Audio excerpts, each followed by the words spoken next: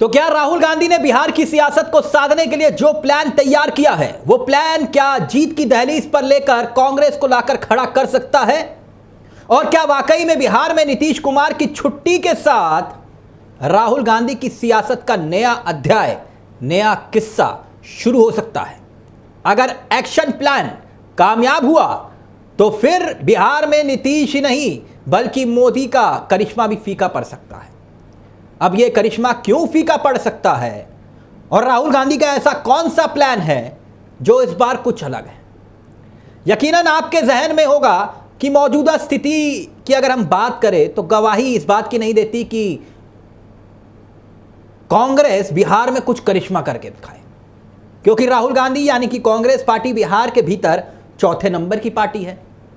आप कहेंगे चौथे नंबर की पार्टी क्या करिश्मा कर सकती है? और ऐसे में राहुल गांधी कैसे और कहां से सरकार बनाने का गणित लगा रहे हैं और कैसे नीतीश कुमार और मोदी के सपनों को धराशायी करने की बात कर रहे हैं। वैसे कुछ ऐसा ही दावा गुजरात के भीतर भी उनका है कि इस बार गुजरात में मोदी को हरा कर रहेंगे।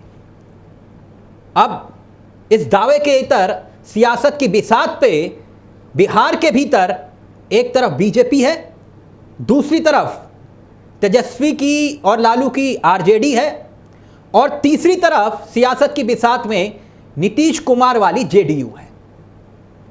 तब जाकर चौथे नंबर पर राहुल गांधी की कांग्रेस खड़ी है।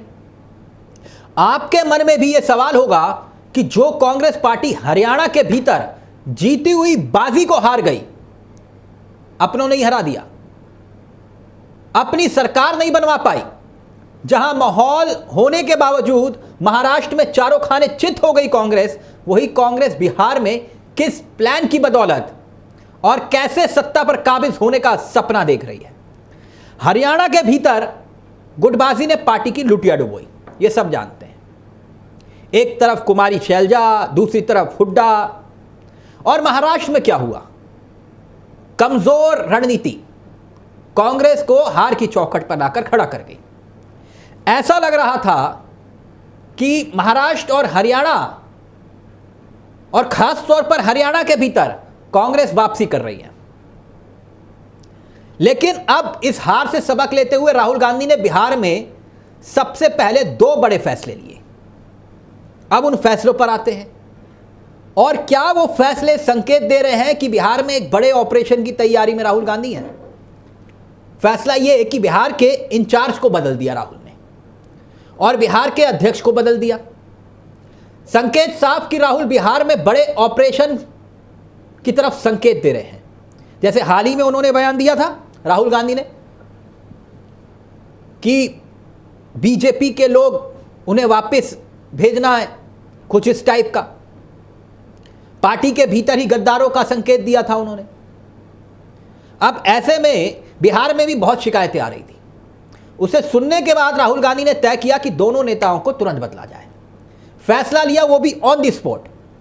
3 घंटे तक मंथन और चिंतन हुआ। कांग्रेस ने नए मुख्यालय पर बैठक की और बैठक के दौर के बाद राहुल गांधी उस बैठक में मौजूद थे। बिहार कांग्रेस के तमाम दिग्गज मौजूद थे।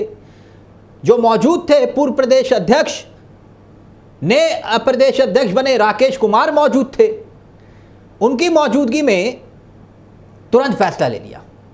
ये राजेश कुमार जिनका मैं जिक्र कर रहा हूं, उन्हीं के सहारे कांग्रेस पार्टी की उम्मीदें बिहार में जिंदा हैं।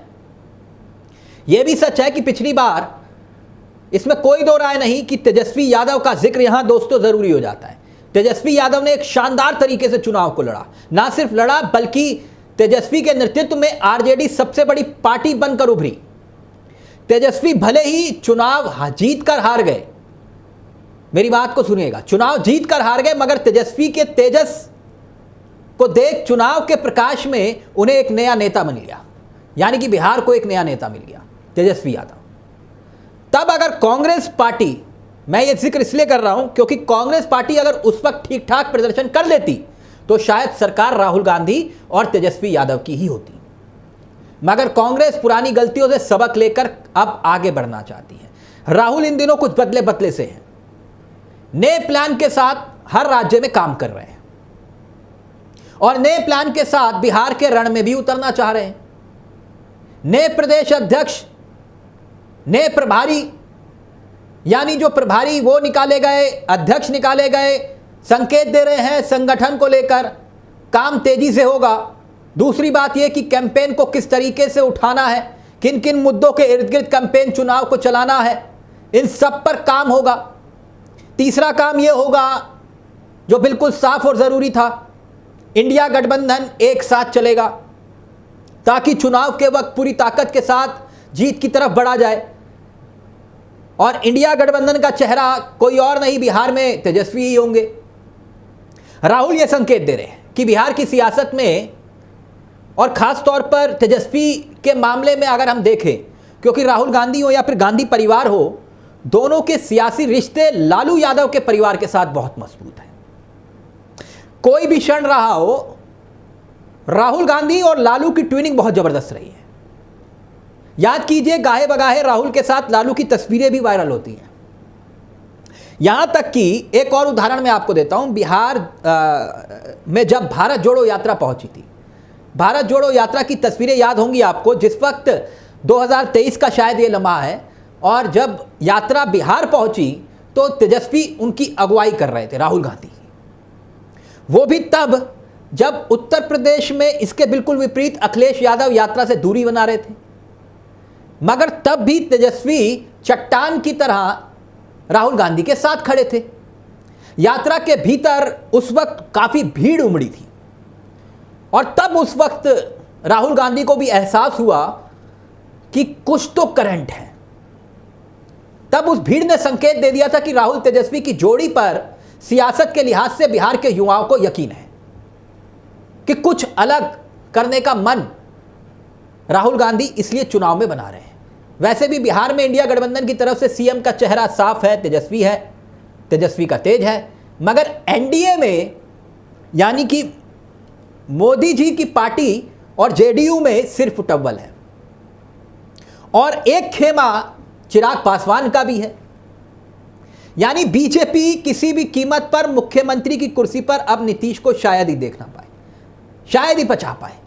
ऐसे में राहुल गांधी को भी इस बात का इल्म है कि इस लड़ाई में बीजेपी और जेडीयू में तलखी तय है। फिर चिराग पासवान भी है।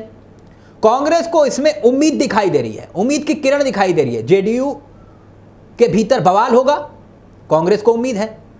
अब मल्लिकार्जुन खड़गे ने भी एक ट्वीट किया और ट्वीट में लिखा कि बिहार में बदलाव की बयार है और बयार बहने लगी है।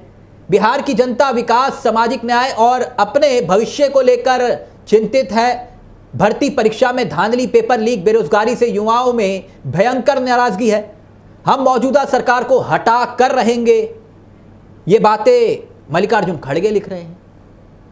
दोस्तों, याद कीजिए कि पिछला विधानसभा का चुनाव, तब उस वक्त तेजस्वी यादव ने सिर्फ और सिर्फ एक मुद्दे पर पूरे चुनाव को लाकर खड़ा कर दिया था और ये एक बहुत बड़ी जीत थी तेजस्वी की। और वो मुद्दा क्या था? सरकारी नौकरी का। मजबूरन जेडीयू और बीजेपी को नौकरी के मुद्दे पर चुनाव लड़ना पड़ा। इस बार भी दोस्तों मुद्दा बेरोजगारी बहुत बड़ा है।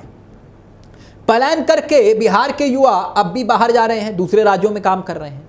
इसमें कोई दो राय नहीं कि बिहार में ये बात सही है कि लालू यादव के बिना कांग्रेस का भी गुजारा नहीं है, लेकिन ये बात भी उतनी ही सही है कि आज की तारीख में राहुल गांधी वहां पर एक बड़ी शक्ति के तौर पर उभर कर सामने आए हैं, बड़ी ताकत बनकर उभरे हैं और खास तौर पर युवाओं के बीच में। यह बात क्यों? क्योंकि अग्निवीर का जो मुद्दा है दोस्तों, वो बिहार में भी युवाओं के दिलों में छाप बना रहा है और राहुल गांधी उस मुद्दे को लगातार उठा रहे हैं। बिहार के युवाओं को क्या वो मुद्दा वाकई में छू रहा है? और सिर्फ अग्निवीर का मुद्दा ही नहीं, राहुल गांधी ने एक जातिगत जनगणना का मुद्दा भी लगातार उठाया हुआ है, जो कि सीधे तौर पर बिहार की सियासत को प्रभावित करता है। यानी इस बार नीतीश ही नहीं बल्कि मोदी के लिए भी राहुल और तेजस्वी की जोड़ी का सामना करना मोदी के लिए इतना आसान नहीं होने वाला। जिस तरीके से राहुल गांधी ने इंचार्ज की नियुक्ति की है, प्रदेश अध्यक्ष की नियुक्ति की है, इससे संकेत और संदेश साफ है कि कांग्रेस अब आर या पार के मूड में है और कांग्रेस का सबसे ज्यादा फोकस इसी बात को लेकर है कि चाहे 50 सीटें मिले, 70 सीटें मिले या 80 सीटें मिले, उन सीटों पर हम ज्यादा से ज्यादा अपने उम्मीदवारों को जिताएं, यानी गठबंधन के तहत। यह पूरी तरह से आर पार की लड़ाई में राहुल दिखाई दे रहे हैं। तो क्या राहुल गांधी का यह फॉर्मूला कामयाब होगा? देखना दिलचस्प होगा। नमस्कार, जय हिंद, जय भारत।